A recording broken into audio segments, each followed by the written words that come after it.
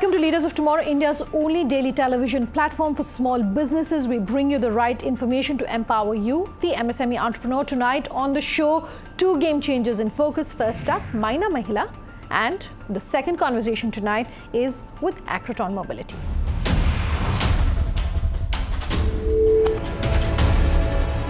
Everyone in India at this point may be talking about menstrual hygiene, but the very young founder of this startup started talking about menstrual hygiene and hygiene products for women from economically disadvantaged backgrounds at a time when it wasn't as popular, despite facing a lot of setbacks and challenges. Suhani Jalota didn't give up, and she's here tonight talking with us about really how she's gone about empowering these women and how she's bringing about an end to period poverty. Take a listen.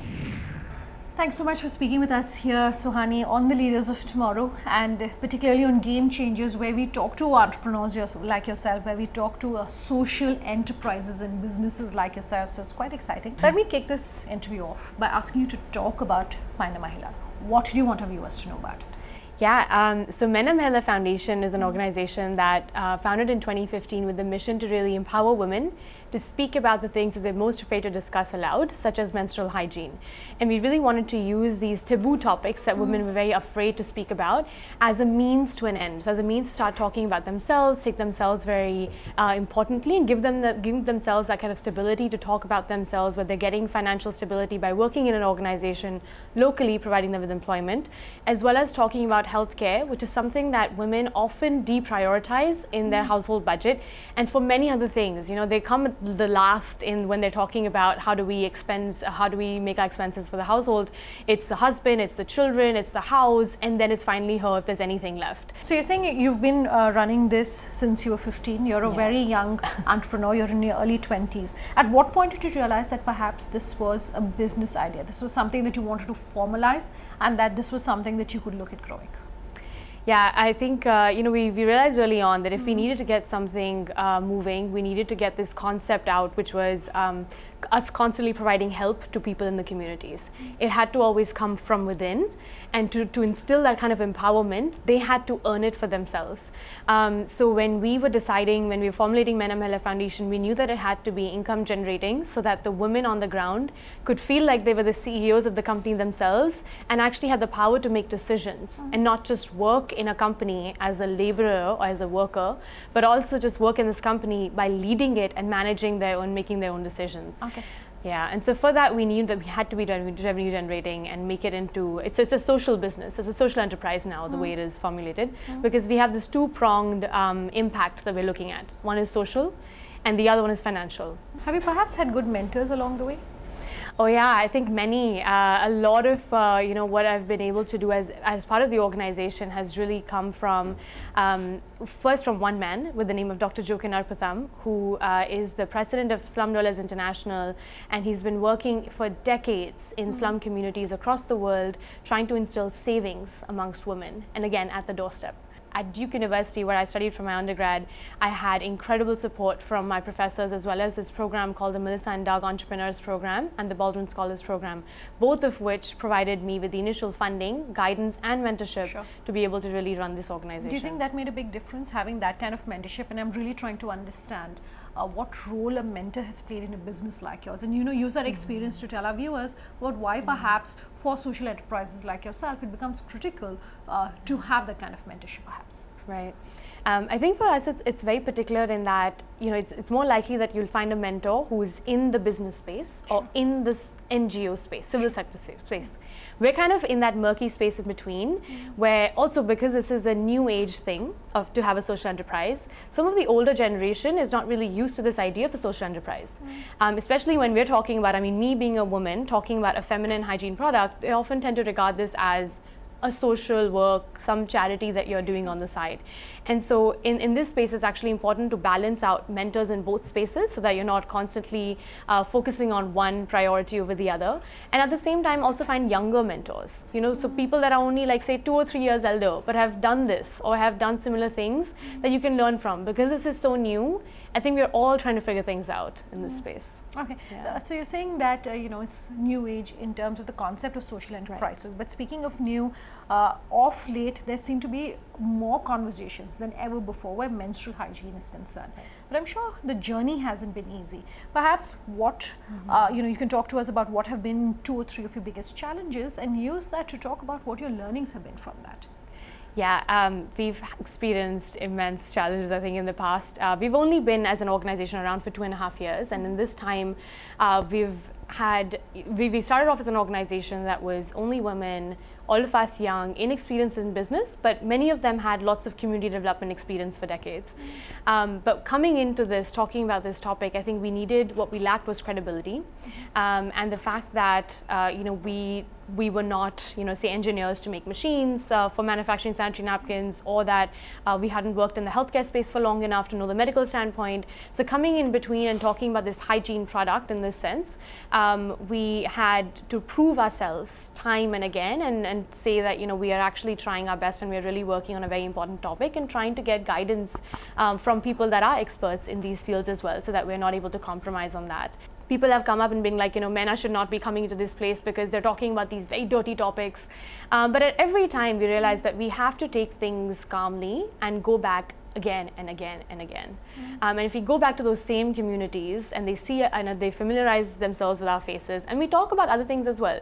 So we start talking to them about just, how a woman is perceived in her house, or we just try to understand from her what does she do for her children's nutrition, just any other topic that will get her to start opening up and becoming comfortable, and then broach this more taboo topic. You were talking about some of the opportunities and challenges just a short while earlier, Suhani. I just want to go back to that and talk about the fact that as a young entrepreneur, whether you feel that age perhaps has been an opportunity or a challenge for you. Yeah, definitely both. First starting with the opportunity, being young, and the organization also being young, that leaves a lot of room to grow, and people often perceive that, if you're so young, then there's probably a lifetime ahead of you to grow the organization and to also grow as a leader. Where it might be a slight bit of a challenge is where experience comes in.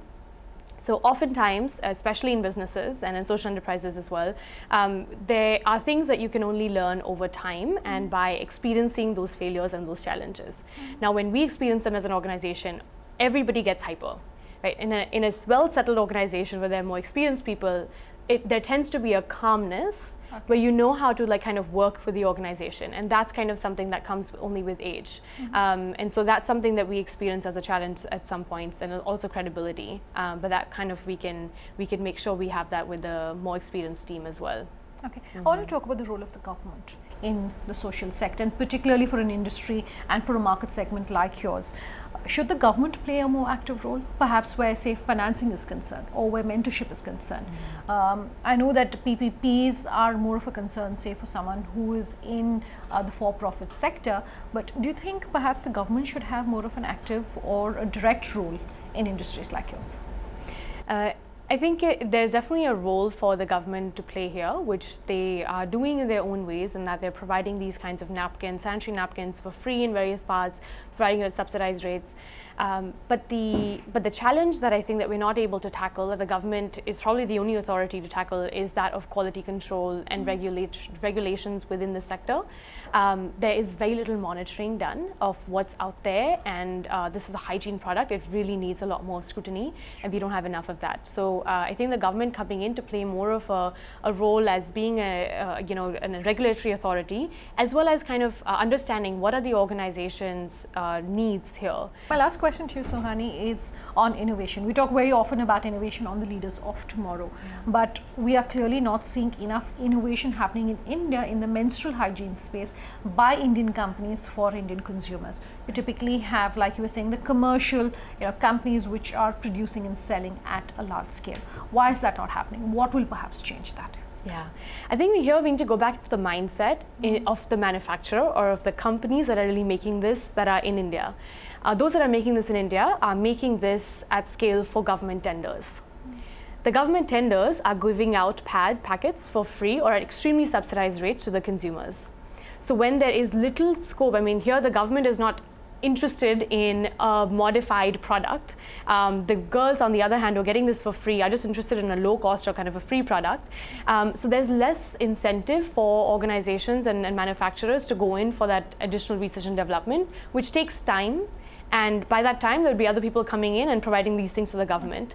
On the other hand, P&G, Johnson & Johnson, I guess some of the larger manufacturers that are multinationals abroad, their incentive is that they have this huge setup already for research and development, which they can also use for these products. And so as small organizations, I mean, we're kind of piggybacking on some of the research institutions in Mumbai and other places who can potentially help us with innovation and creating certain types of napkins and products that we need help on. But it's been actually a very challenging journey for us in trying to get that kind of partnership as well as guidance on in that space. And there's really nothing much happening in the Indian space at scale. All right, time for a break. On the other side, we'll tell you what Arcatron Mobility is up to stay tuned. Coming up after the short break.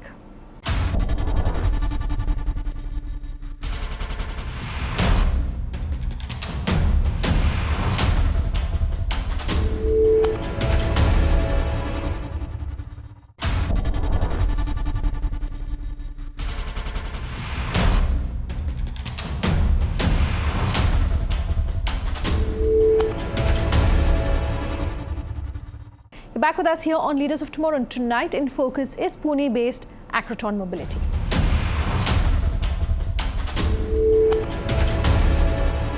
Indian startups may be on par with their global peers when it comes to incorporating technology to becoming digital-first businesses. But what do we mean by design first?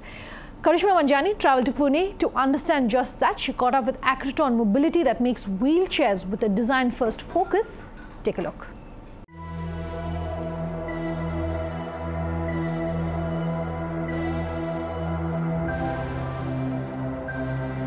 I am Nitin Sathe, aged 56.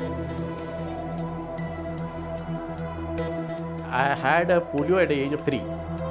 The last 53 years I am living with a disability.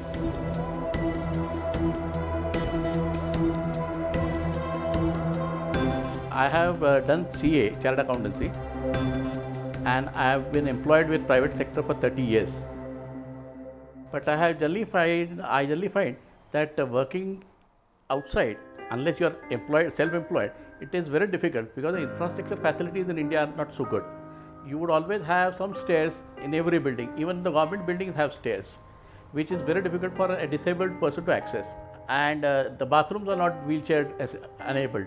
You really don't like to be lifted. You would always prefer to have a ramp which you can go on in a wheelchair yourself. These sort of difficulties you come across everywhere in India. Except for the airports in India, I have never found a toilet that is disabled friendly.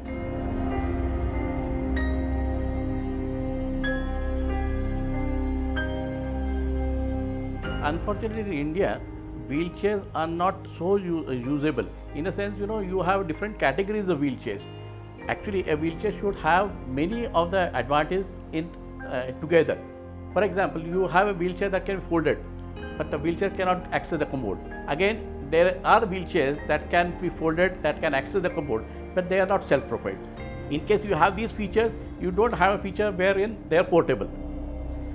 You actually need a wheelchair which combines all the benefits together, which will enable a person not only to use a wheelchair in his house, but will also enable him to travel and carry his wheelchair in the car.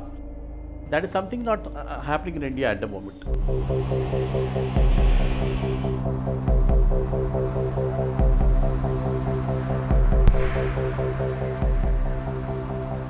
Technology, innovation, digitization. These are all big words chanted by emerging startups pan-India. But how many of these are innovating for the disabled India, for the old age India? Very few. So today, Leaders of Tomorrow catches up with a startup that's thinking design, that's transforming utility, that's providing accessibility for the elderly India, for the disabled India.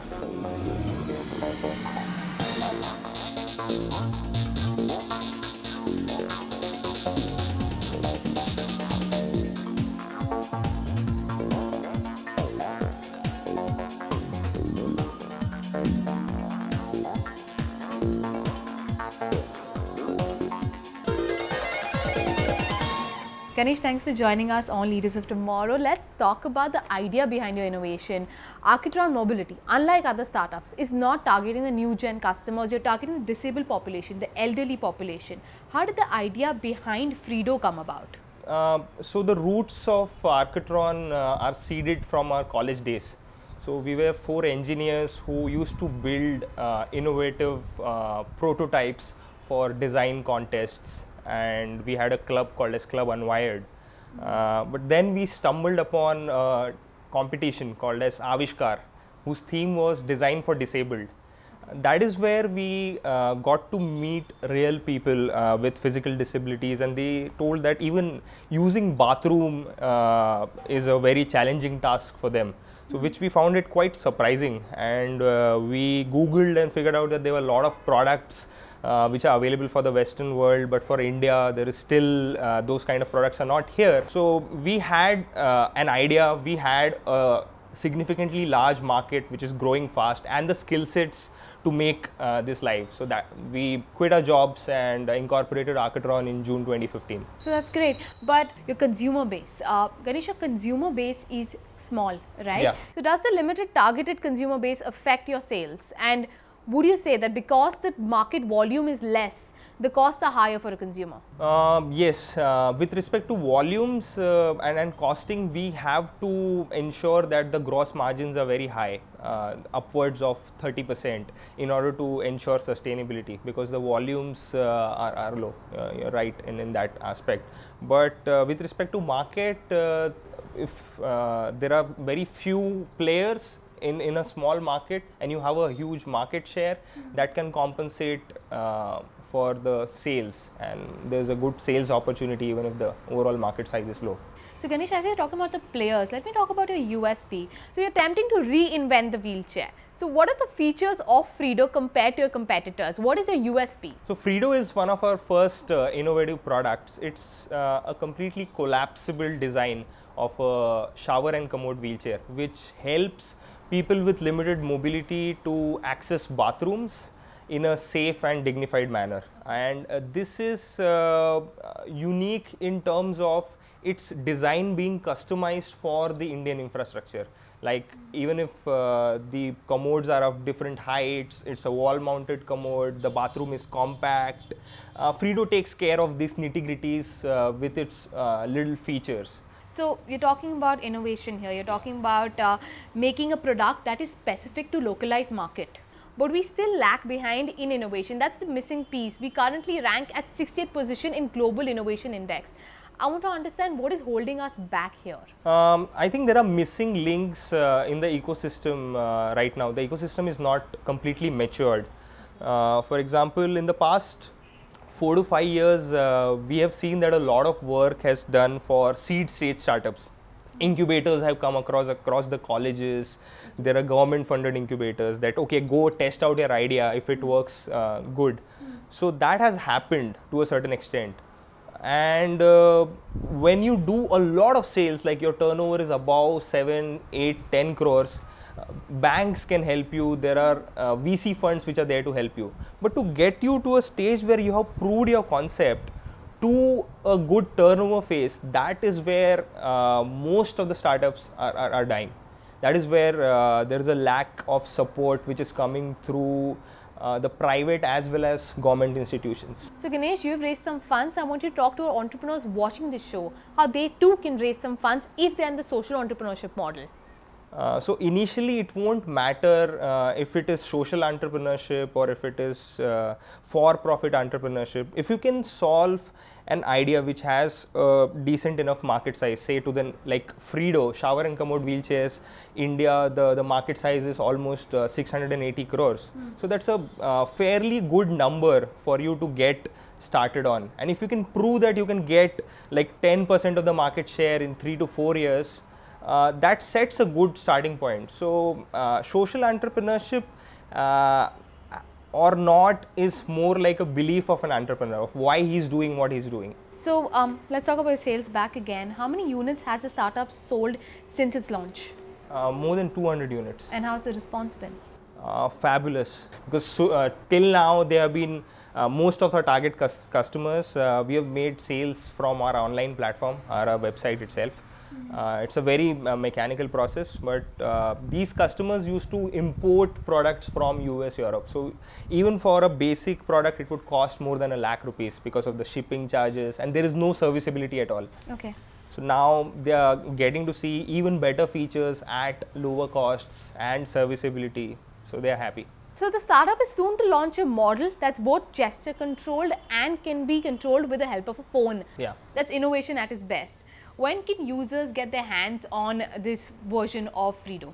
A year and a half, 2 years from now, we believe we'll be launching a first version of a smart power wheelchair. So there's no significant competition for that particular product in India, but there are several global players who are building products in the same space. So Ganesh, inclusive technology has existed for years, but the government support for this sector has just seen the light of the day. We saw the Right of Persons with Disability Act that has been enacted in 2017, giving more reservations to people who are impaired. But let's talk about startups. How do you think government can give a push? How do you think government can support startups in this ecosystem? I think charity begins at home. Like 99% of the government hospitals are not disabled friendly today. The bathrooms are not disabled friendly, even if there are ramps. The government offices are not disabled friendly. Even if you see disabled bathrooms from your airport to the railway stations in their offices, but they have just a wider base. They are not technically accessible bathroom for a wheelchair users. So if government starts with making changes in government institutions, the rest may take an example and follow. Assistive technology as a space is underserved in India. You have products that are being imported from China and other markets, be it a wheelchair or other innovations. I want to understand what is holding us back out here and how are you tackling this competition? There are two ends of spectrum with respect to competition. One is that coming from the developed world, the biggest mobility companies like Arjo Huntley, Autobok, Invacare. So their products are designed for the Western infrastructure and are at a very high price points, maybe starting from 80,000 above ₹1,00,000, most of the products, and they still don't cater to Indian needs. And they are not very easily serviceable as well because of being based abroad.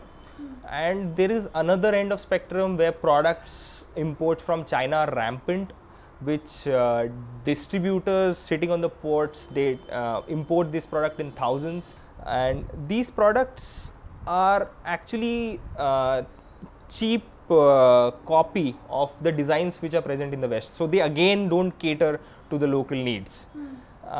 So that is why when we make something that is solving very local problems, real unmet needs, that stands out of both these ends of spectrum, the developed world spectrum as well as the China product spectrum. Okay, thanks a lot for talking Leaders of Tomorrow, Ganesh. Future of accessible technology in India remains to be seen. But for now, countless faces like these are in dire need of simple design innovation. Innovation that can change the game for the ones in need.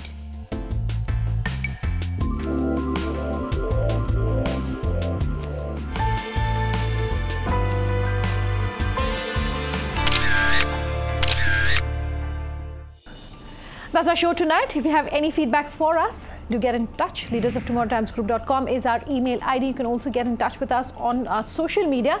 Sananda_J is my personal Twitter handle. LOT_ET now is our official Twitter handle. You can also tweet at us at Times Influence. Our Facebook page is Leaders of Tomorrow on ET Now. Thanks for watching. Have a good night.